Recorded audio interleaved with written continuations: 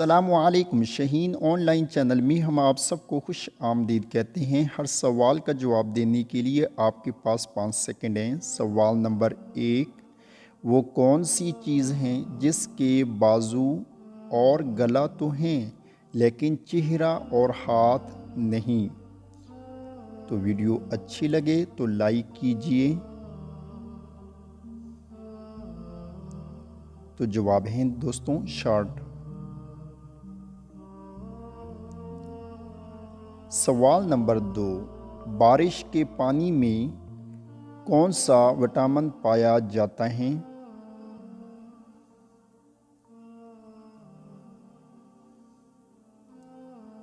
तो जवाब है दोस्तों विटामिन B12।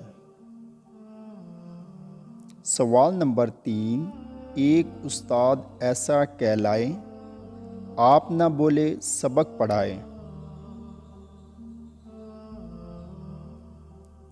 तो जवाब है दोस्तों किताब।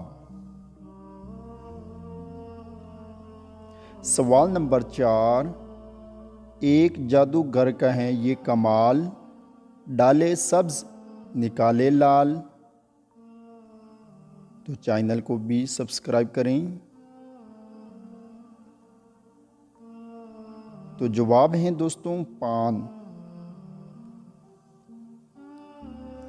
सवाल नंबर 5, वो कौन सा दिन है जिस दिन दुनिया की सख्त से सख्त बीवी भी अपने शोहर से खुश होती हैं?